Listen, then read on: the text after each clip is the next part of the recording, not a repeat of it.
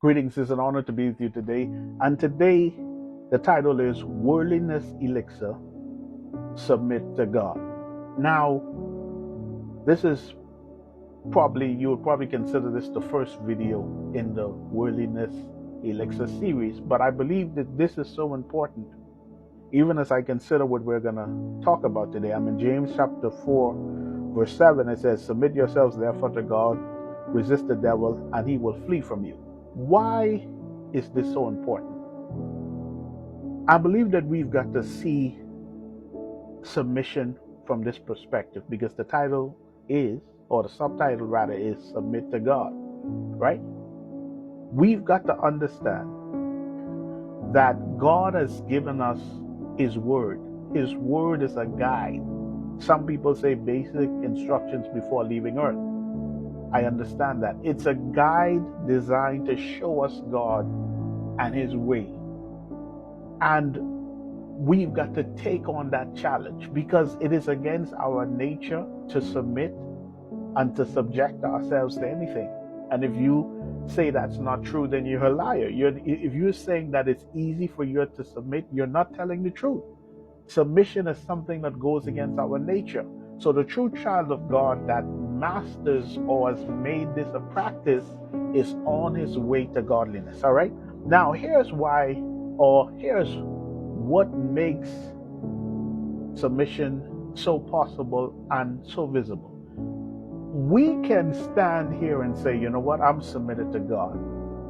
And to the unlearned ear or eye, that may be acceptable. But to the seasoned believer, to the person that is looking for godliness, and scratch that, to anybody that's looking for authenticity, that's looking for somebody that's real and genuine, we're looking for fruit that validate your submission. And I want to paint a picture.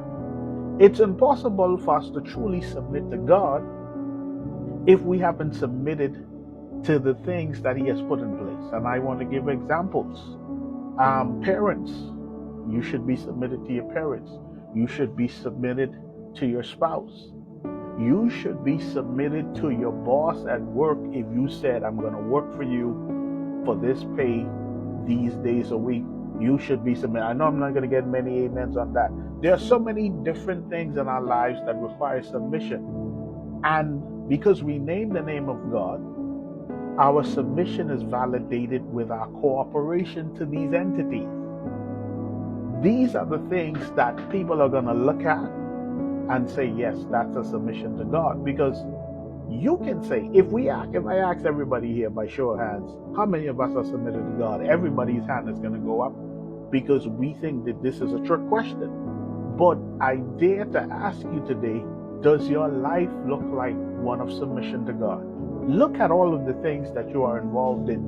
When people look at your life, do they see submission to God? You may be saying, well, I'm not trying to please anybody. Well, it's a tricky thing there. It's a thin line there, because here's the thing.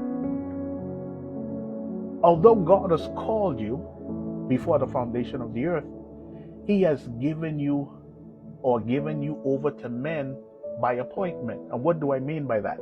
Although God has called you, He has subjected us, you see that word there, to men to be appointed in His service, in wherever your call allows you to fit.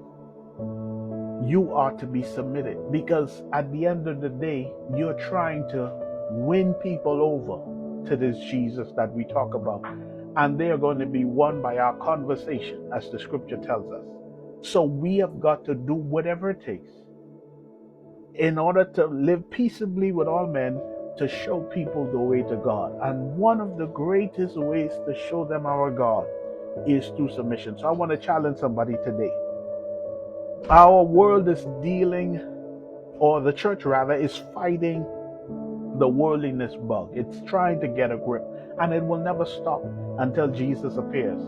The way that we beat that thing called worldliness is through submission to God, because the world is telling us, if you want to get ahead, you need to step on their heads. You need to do whatever it takes so that you can come out on top. But I'm here to tell you that's not gospel, that's not God. God requires submission. Submission, the thing that is so hard for us to do. It costs, it's a great sacrifice, but I'm here to tell somebody watching me that it's so worth it. But you have got to understand what's the end goal. It's so that God can be glorified and his glory can be magnified in the earth. What will it take to dismiss worldliness, beginning with you? Because as much as we want to dismiss worldliness in our world, it starts with us. We are the world. And we've got to make sure that in our world, worldliness does not have a grip. And one of the elements of this great elixir is submission to God.